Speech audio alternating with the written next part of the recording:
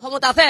আমরা এই নির্বাচনের পরিস্থিতি খুব একটা ভালো না দেখতেছি। আমরা যেহেতু আমাদের এজেন্টদেরকে বের করে দিতেছে, এখন এই ভোট কতটা সুষ্ঠু হবে তা জানালাম, গণমাধ্যমকে সারা বাংলাদেশকে জানালাম। আমার বিভিন্ন কেন্দ্র থেকে এজেন্ট বের করে দেওয়া হইতেছে এবং তাদের বের করতেছে, তাদেরকে বের করেছে, তাদের বুকে ব্যাচ ছিল, আওয়ামী লীগের ব্যাচ ছিল। একটি দলই ক্ষমতায় আছে, সরকার দল ক্ষমতা আছে, এর বাইরে তো কেউ ক্ষমতা নেই। কাজে আমি আমার ভোট থেকে সরে দাঁড়ালাম। এই সরকার অধীনে সুষ্ঠু নির্বাচন কোনো প্রকারেই সম্ভব না। আসসালামু আলাইকুম সুপ্রিয় দর্শক বন্ধুরা, অবশেষে ঢাকা 17 আসন সংসদ নির্বাচনে ব্যাপক অস্থিরতা সৃষ্টি হয়েছে। দর্শক বন্ধুরা, এবার হিরো আলমের উপর আক্রমণ চালিয়েছে আওয়ামী লীগের কিছু সন্ত্রাসী বাহিনীরা। আর সেই সাথে সেই সকল বিষয়গুলোকে কেন্দ্র করে এবার এমন কিছু অভিযোগ তুলে ধরেছেন হিরো আলম এবং সেই সাথে তার সকল এজেন্টদেরকে কেন্দ্র থেকে বের করে দিয়েছে। তো দর্শক বন্ধুরা, তাহলে কি তিনি ভোট বর্জন করতে যাচ্ছেন? এবং সেই সাথে অন্যদিকে স্বতন্ত্র প্রার্থী তরিকুল ইসলাম তিনি নির্বাচন থেকে প্রত্যাহার ঘোষণা করেছেন। তো দর্শক বন্ধুরা, সেই সকল বিষয়গুলোকে কেন্দ্র করে এবার হিরো আলম এমন কিছু বিষয় তুলে ধরেছেন এবং সেই সাথে সেখানকার চিত্রটি আপনাদের মাঝে তুলে ধরবো, কীভাবে সেখানে ব্যাপক অস্থিরতা সৃষ্টি হয়েছে। তো দর্শক বন্ধুরা, চলুন আমরা সেখানকার কিছু বিষয় জেনে নেই এবং সেই সাথে সেই সকল বিষয়গুলোকে কেন্দ্র করে হিরো আলম কী বলে যাচ্ছেন। তো দর্শক বন্ধুরা, অবশ্যই ধৈর্য সহকারে পুরো ভিডিওটি দেখবেন, তাহলে এই সকল বিষয়গুলো বুঝতে পারবেন এবং সেই সাথে স্বতন্ত্র প্রার্থী তরিকুল ইসলাম তিনি কিভাবে ভোট বর্জন করেছেন। যখনই বলছে একতারার লোক, হিরো আলমের লোক, সকলে তারা কিন্তু এজেন্টে বের করে দিতেছে। আমাদের এখানে আওয়ামী লীগের লোকজনেরা বের করে দিতেছে, ঠিক আছে, ডাইরেক্ট বলেই তো দিলাম, কে বের করে দিতে? আওয়ামী লীগ ছাড়া কে বের করে দিতে পারে? আপনাদের এখানে কারো ক্ষমতা আছে? আমরা এই নির্বাচনের পরিস্থিতি খুব একটা ভালো না দেখতেছি। আমরা যেহেতু আমাদের এজেন্টদেরকে বের করে দিতেছে, এখন এই ভোট কতটা সুষ্ঠু হবে তাও জানি না। আমরা আজকে বিভিন্ন জায়গাতে আমাদেরকে এজেন্টদের আজকে বের করে দেওয়া হইতেছে এবং আমরা মিথ্যে কথা নাকি এখানে আমাদেরকে এজেন্ট আমলার সাথে অলরেডি আমার সাথেও আছে। আপনারা দেখতেছেন, যখনই বলছে একতারার লোক, হিরো আলমের লোক, সকলে তারা কিন্তু এজেন্টে বের করে দিতেছে। তাহলে আমরা এরকম যদি এজেন্ট বের করে দেয়, তাহলে এজেন্ট বের করে দেওয়ার মানে তারা একতরফা তাদের এজেন্ট দিয়ে তারা একতরফা কিন্তু সিল মারা চিন্তা ভাবনা করতেছে। তাছাড়া আমাদের এজেন্ট কেন বের করে দেওয়া হবে? তাহলে আমরা আপনাকে সবাইকে সতর্ক করে দিতে চাই, এই নির্বাচন সুষ্ঠু হবে কিনা আমরা জানি না। কারণ যেহেতু এজেন্টদের বের করে দিতেছে, সেহেতু তারা এখন পর্যন্ত জোর করে সিল মারবে কি তাও জানি না। কিন্তু এখন পর্যন্ত আমরা সিল মারার ঘটনা শুনিনি।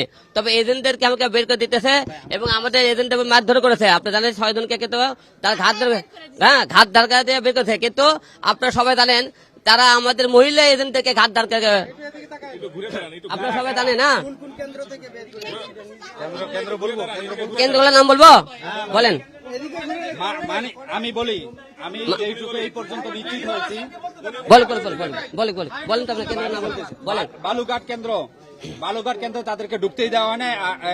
উনি আওয়ামী লীগের সভাপতি জয় সাহেব ঢুকতে দেয় নাই।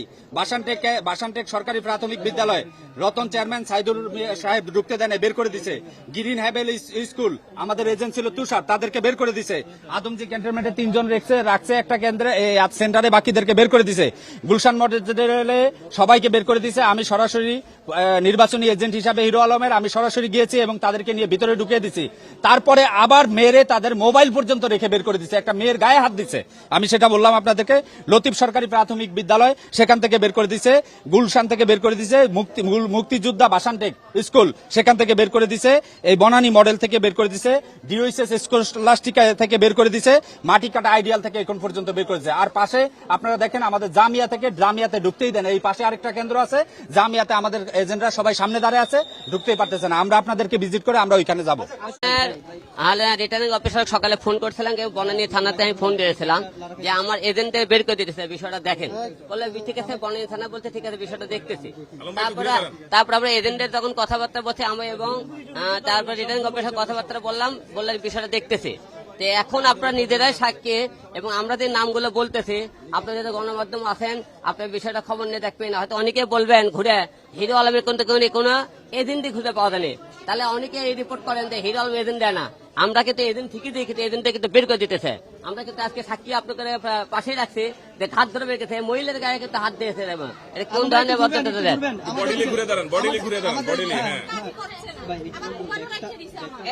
আমার তো এজেন্ট আছে, এতে এজেন্টও আছে এখানে। আচ্ছা একটু আচ্ছা, আরেকজন দেখেন, আরেকজন এজেন্ট কথা বলবে, পরিচয় দেন। আসসালামু আলাইকুম, আমার নাম মোহাম্মদ রবিন। আমি হিরো আলম ভাইকে স্বেচ্ছাসেবক হিসেবে এজেন্টের কাজে আসছি। আমি খুব ভালোবাসি ওনাকে। এখানে সকালবেলা 6টায় আসছি আমরা, আসার পরে আমাদের মহিলাদেরকে দিয়ে ওনারা বলতেছে যে আপনারা পুরুষ মানুষ মানে এজেন্টের দরকার নেই, মহিলা মানুষ এজেন্ট থাকবে, এটা বলছে। এটা জিজ্ঞেস করেন। হ্যাঁ হ্যাঁ, বের করে দেওয়া হয়েছে। তখন অ্যাকচুয়ালি আমরা নিরুপায় ছিলাম, আমরা কাউকে পাই নাই কাছে। আমরা এই নির্বাচনের পরিস্থিতি খুব একটা ভালো না দেখতেছি আমরা, যেহেতু আমাদের এজেন্টদেরকে বের করে দিতেছে। এখন এই ভোট কতটা সুষ্ঠু হবে তাও জানি না, কিন্তু আপনাকে বিষয়টা জানালাম, গণমাধ্যমকে সারা বাংলাদেশকে জানালাম। আমার বিভিন্ন কেন্দ্র থেকে এজেন্ট বের করে দেওয়া হইতেছে এবং তাদের কাছে হাত দেওয়া হয়েছে। আমাদের এখানে আওয়ামী লীগের লোকজনেরা বের করে দিতেছে, ঠিক আছে, ডাইরেক্ট বলেই তো দিলাম কে বের করে দিতে হবে। আওয়ামী লীগ ছাড়া কে বের করে দিতে পারে? আপনার এখানে কারো ক্ষমতা আছে? অন্য এখানে তো আরো 8 জন মিলে লোকজন ডাল আছে, কোন দল তো কেউ বের করে দিতেছে না। পলিটিক্যাল পার্টির চেয়ারম্যান, জনতার অধিকার পার্টি পিআরপি।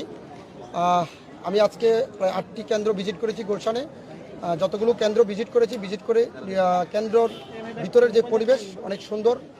আইনশৃঙ্খলা বাহিনী, গণমাধ্যমের সর্বোচ্চ উপস্থিতি আছে এবং বাহিরে আমার গাড়ি এবং আমার লোকজনকে ঢুকতে দেওয়া হচ্ছে না।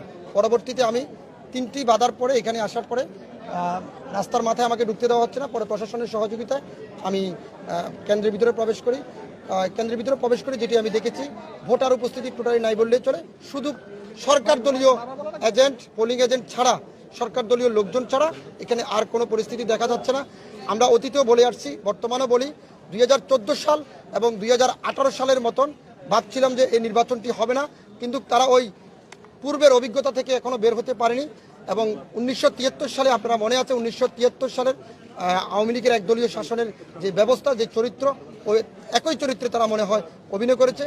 বিএনপি এবং বিরোধী পক্ষগুলো বারবারই অভিযোগ করা হয়েছে যে এই সরকারের অধীনে কোনো প্রকারেই সুষ্ঠু নির্বাচন সম্ভব না। আজ তাদের অভিযোগটাই আমার মনে হয় সত্য হলো যে এই সরকারের অধীনে সুষ্ঠু নির্বাচন সম্ভব না। কেন্দ্রের পরিবেশটা অনেক সুন্দর করেছে, কিন্তু বাহির থেকে পোলিং এজেন্ট থেকে ঢুকতে না দেওয়া, তাদেরকে বাধা দেওয়া, তাদেরকে কালকে রাত থেকে যে অর্থাৎ কোনো প্রার্থীর এজেন্ট থাকতে পারবে না। কালকে রাত থেকে এই ধরনের যে অনেকগুলো এজেন্টের সাথে আমার যোগাযোগ হয়েছে, কড়াইল বা মহাখালীতে যে আমার এজেন্টগুলো আছে তাদেরকে আমি বারবার নক করেছি। তারা পারিবারিক সমস্যা দেখিয়ে তারা কেন্দ্রে ঢুকতে পারতেছে না, এটুকু বলছে যে আমরা ঢুকবো না। এখন আপনার সিদ্ধান্ত? আমি আমার ভোটের যে কার্যক্রম, আমি কার্যক্রম থেকে আপাতত সরে দাঁড়ালাম। হ্যাঁ, আমি ভোট বর্জন করছি। আমি ভোট থেকে, এই সরকারের অধীনে সুষ্ঠু নির্বাচন হবে না, সুষ্ঠু নির্বাচনের কোনো পরিবেশ আমি দেখছি না। কারা আপনাদের মূলত এজেন্টদেরকে ঢুকতে দিচ্ছে না, বাধা দিচ্ছে কারা, সেটা একটু এখানে তো একটি দলই ক্ষমতায় আছে, সরকার দল ক্ষমতা আছে, এর বাইরে তো কেউ ক্ষমতা নেই। কাজে আমি আমার ভোট থেকে সরে দাঁড়ালাম। এই সরকারের অধীনে সুষ্ঠু নির্বাচন কোনো প্রকারেই সম্ভব না। আমি একজন স্বতন্ত্র প্রার্থী, ছোট প্রার্থী। আমাকে যদি সবাই মিলে, প্রশাসন, এখান থেকে প্রশাসন আমার লোক ঢুকতে দিচ্ছে না, এখান থেকে ঢুকতে দিচ্ছে না অলরেডি। তো আমাকে যদি সবাই মিলে সহযোগিতা করতো, প্রশাসন, নির্বাচন কমিশন থেকে ভোটের দিন পর্যন্ত আমার মনোনয়নপত্র নির্বাচন কমিশন বাতিল করেছেন, ইসি বাতিল করেছেন, হাইকোর্ট থেকে আমি 26 তারিখে রায় নিয়ে আসছি, 26 রায় নিয়ে আসছি। তারপরে নির্বাচনের মাঠে অংশগ্রহণ করার পর থেকে নির্বাচনে আপনার এই যে দেওয়ালে পোস্টারিং করা, প্লাস আপনার লেবেটিং করা, পোস্টারিং করা, আচরণবিধিতে যতগুলো লঙ্ঘন আছে আমি সবগুলো রিটার্নিং কর্মকর্তাকে অবগত তো দর্শক বন্ধুরা, আপনারা হয়তো এই পুরো ভিডিওটি থেকে এবং এই সকল কথাগুলো শুনে অবশ্যই বুঝতে পেরেছেন অবশেষে আওয়ামী লীগের সন্ত্রাসী বাহিনীদের তোপের মুখে পড়েছে হিরো আলম এবং সেই সাথে তার সকল এজেন্টদেরকে বের করে দিয়ে যাচ্ছে। তো দর্শক বন্ধুরা, এবং সেই সাথে অন্যদিকে স্বতন্ত্র প্রার্থী তরিকুল ইসলাম তিনি ভোট বর্জন করেছেন। আর এই ভোট বর্জনকে কেন্দ্র করে তিনি এমন কিছু বিষয় তুলে ধরেছেন। তিনি বলেছেন বর্তমান ক্ষমতাসীন দলের অধীনে কখনো সুষ্ঠু নির্বাচন হবে না। তো দর্শক বন্ধুরা, এ বিষয়ে আপনাদেরকে মতামত অবশ্যই কমেন্ট করে জানিয়ে দেবেন। তো দর্শক বন্ধুরা, ভালো থাকুন, সুস্থ থাকুন। আল্লাহ হাফিজ। আসসালামু আলাইকুম ওয়া রাহমাতুল্লাহ।